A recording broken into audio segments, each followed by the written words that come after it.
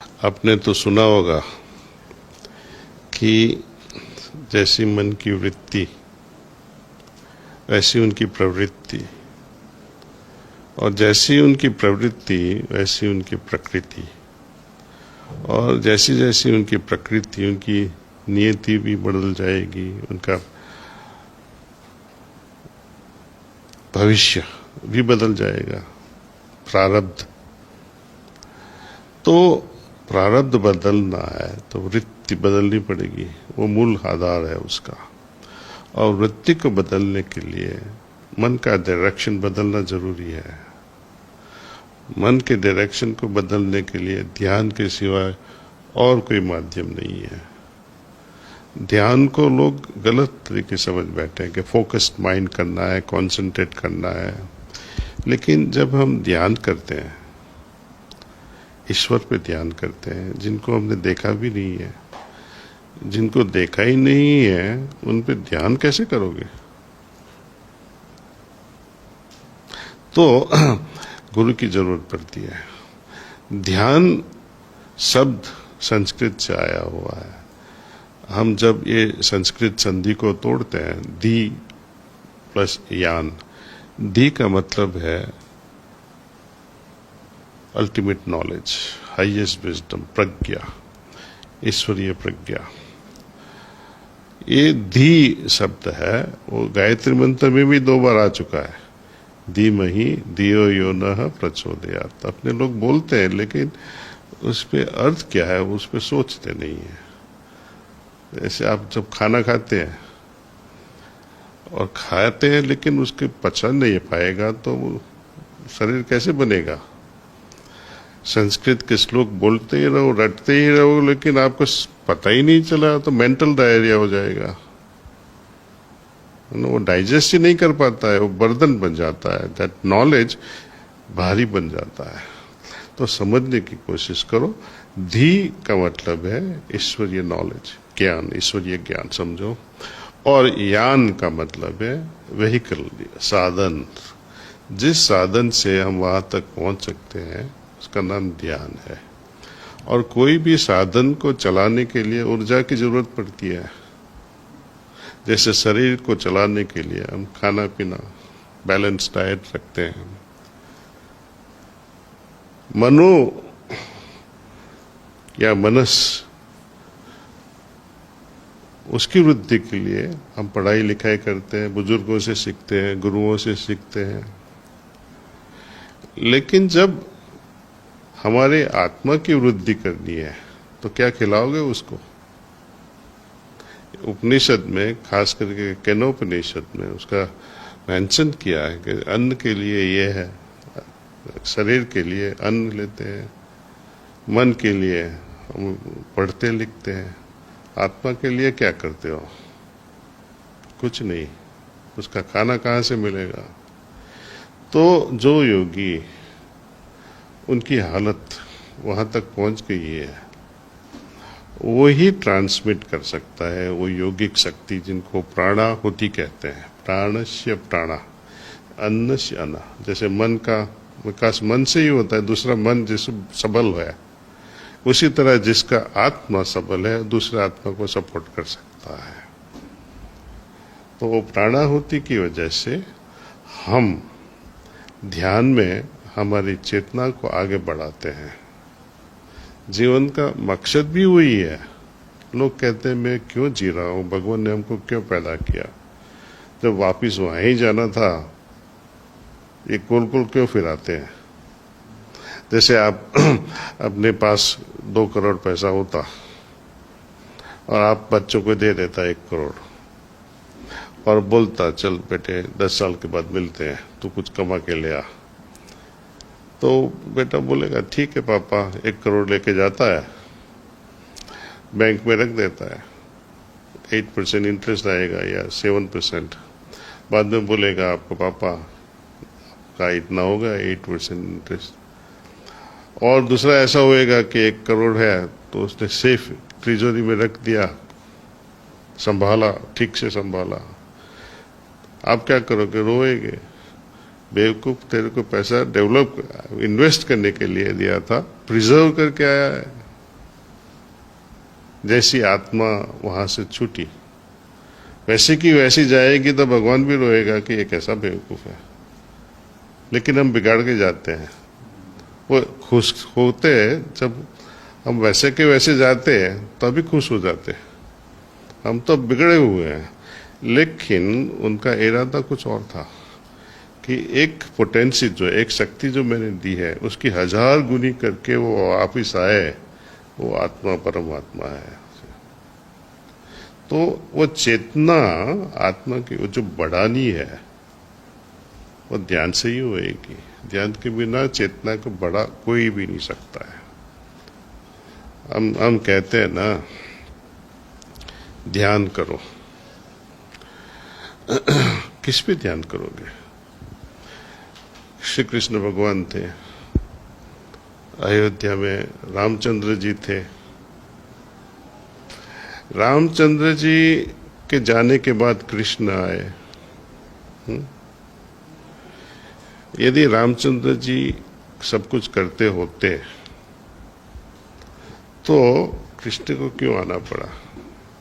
कृष्ण आए उसका मतलब वही है कि अभी राम नहीं रहे, इसलिए उनको आना पड़ा।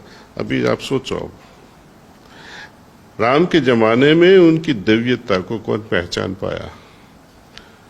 उनकी मां खुद पहचान नहीं पाई तो और कौन पहचानेगा? उसने तो जंगल में जाने का हुक्म दे दिया और घमंडी पापा ने भी बोल दिया।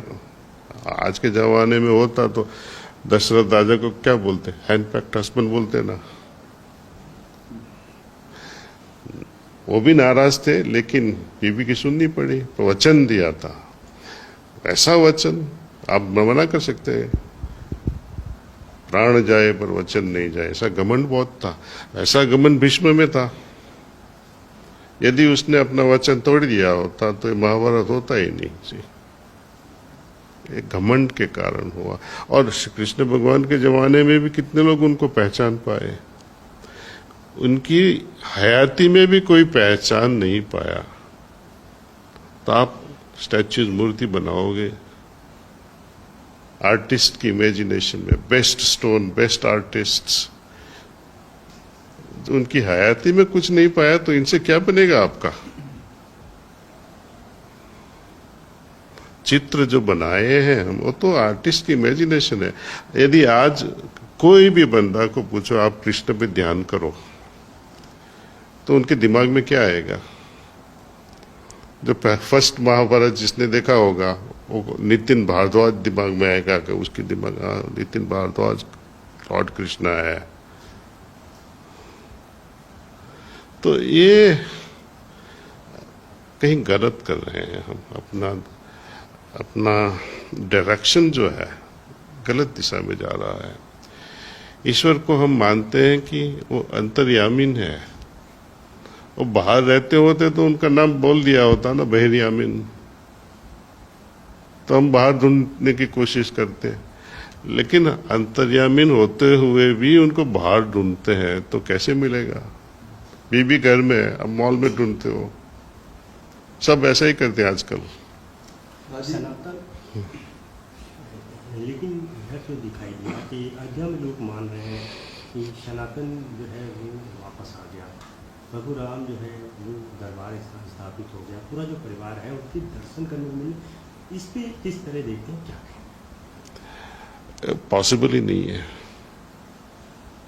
पहले तो जानने की कोशिश करो सनातन धर्म का मतलब क्या है। सनातन धर्म वो उसका बेस है वेद एंड उपनिषद। वेद और उपनिषद में आप पढ़ोगे पूरा का पूरा एक भी जगह पे मंदिर का उल्लेख नहीं किया है उन्होंने, एक भी जगह पे नहीं। लेकिन मोर देन 250 टाइम्स उन पे हृदय का उपयोग किया है। वह हृदय में ही ईश्वर तो उनकी अनुभूति हृदय में ही हो सकती है। हृदय के बिना आत्मा कहीं भी नहीं रह सकती। जैसे मैं एक छोटा सा एग्जाम्पल दूं, जब माँ बच्चे को डिलीवर करती है तो बच्चा रोता है। तो फर्स्ट टाइम माँ के मुंह पे हंसी आएगी, स्मित आएगा कि बच्चा रो रहा है, वो खुश होएगी, first time and last time. बाद में बच्चा रोएगा, वो भी रोएगी, क्या हो गया मेरे बेटे को। जन्म के बाद वो रोएगा नहीं तो डॉक्टर्स को बड़ी उपाधि, इधर उधर भाग दौड़ करेंगे उसको रुलाने के लिए। जो क्राइंग जो साइन है, इट्स ए सिंबल, चिन्ह है कि उनके साथ उनका जो जीवन दाता है, आत्मन है, सोल है या रूह कहो, साथ में आया है। वो नहीं होता तो अभी तक आप जीते नहीं जीते। रात को आप सो गए और वही जीवनदाता चला गया, तो जो है सब कुछ आपके अंदर है, बाहर नहीं है। बाहर हो सकता है लेकिन क्या फायदा, आपके अंदर जब है, जिनके बिना आप एक नेक्स्ट श्वास भी नहीं ले सकते, उसको कभी आपने थैंक यू बोला है, प्रभु थैंक यू, अंदर से आप हमको जीवन दे रहे हो। हम हमेशा बाहर ही ढूंढते रहते हैं, तो कैसे सुख मिलेगा, कैसे चैन मिलेगा। विश्व में शांति रहे, क्योंकि हम देख रहे हैं कि लगातार जो है ऐसा दौर आ रहा है जहाँ पे लोग एक दूसरे के लिए जो है हमलावर दिखाई देते हैं। हम इजराइल की बात करें, इराक की बात करें, आपने देखा कि युद्ध चल रहा है, अमेरिका भी उसमें जो है कूद गया। ऐसे में विश्व शांति के लिए क्या किया? आप कुछ नहीं कर सकते हो, न कोई पॉलिटिशियन कर सकता है। पॉलिटिशियन सिर्फ बिगाड़ सकते हैं, धर्म गुरु सब बिगाड़ सकते हैं। विश्व शांति नहीं हो सकती जब तक इंडिविजुअली सब शांत हो रहे हैं, और इंडिविजुअली आपको सबको कैसे शांति मिल सकती है। धर्म ही मूल कारण है ये सब पंगा का। आपने महिलाओं की बात करी, शॉर्ट टेम्पर की बात अभी देखा जा रहा है हाल ही में 2 साल से बीते जो 2 साल उस पर छोटी छोटी बातों में घरेलू हिंसा, बात यहाँ तक पहुँच गई कि पत्नियां अब पति को मारने तक के कदम उठा रही हैं। तो ऐसा किस वजह से हो रहा है और उन लोगों के लिए क्या संदेश देना चाहिए?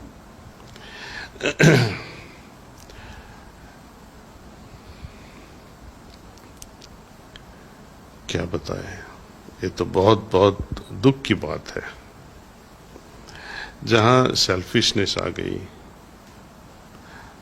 जहां परायापन आ गया, ऐसा होएगा ही।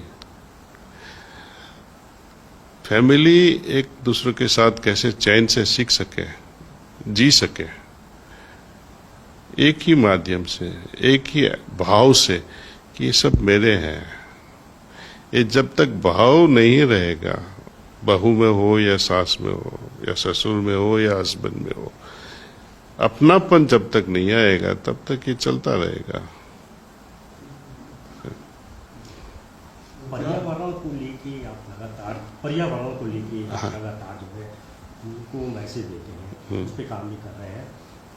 क्या लगता है कि पर्यावरण को लेके, पौधों को लेकर के, उनके बचाव को लेके, उनके संरक्षित करने को लेके आज क्या करने की आवश्यकता है, और जो तमाम ऐसे पौधे हैं जो विलुप्त होते जा रहे हैं?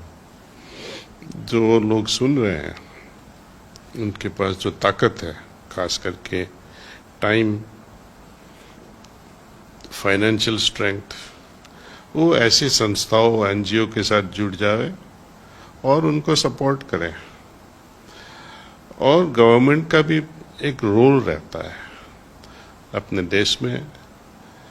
पता नहीं कब ये रूल आ गया, फॉरेस्ट में आम जनता कुछ काम भी नहीं कर सकती है। बहुत दुख की बात है। मैंने बहुत फॉरेस्ट में घूमा हूँ, मोनोकल्चर हो गए हैं।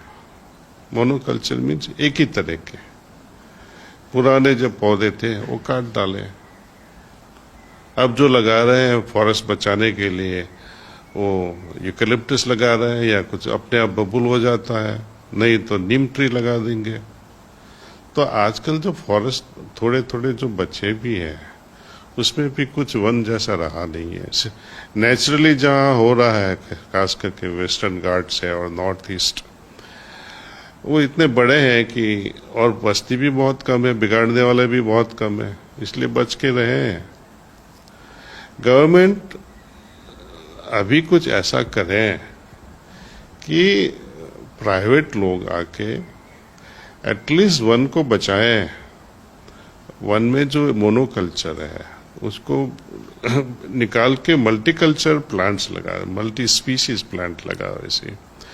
और जो पौधे एंडेंजर्ड है, रेड लिस्टेड है, उसके लिए रिसर्च की जाए। हमने अभी तक अपने देश के जो 284 या 285 रेड लिस्टेड स्पीसीज है उसमें से हमने 4 फिर से रिवाइव की है, जो हमारे देश में 10 के सिवा ज़्यादा नहीं थे, लेकिन हमने अपनी लेबोरेटरी में कान्हा शांतिवनम जो हैदराबाद में है वहाँ 4 पौधे को रिवाइव किया है। सो वो टिश्यू कल्चर से किया है। तो यदि आप जो सुनते हैं आपको लगे कि ये प्लांट्स को फिर से रिवाइव करना है, तो उसका फूल हो या फल हो या उसका सीड हो या उसके पत्ते हो, हमें भेज दीजिएगा, हम उसको मल्टीप्लाई करके देखेंगे कि ये फिर से रिवाइव होता है कि नहीं। नहीं तो 5-10 साल में भविष्य की पीढ़ी इस पौधों को नहीं देख पाएगी। तो ये सबकी जिम्मेदारी है ऐसे।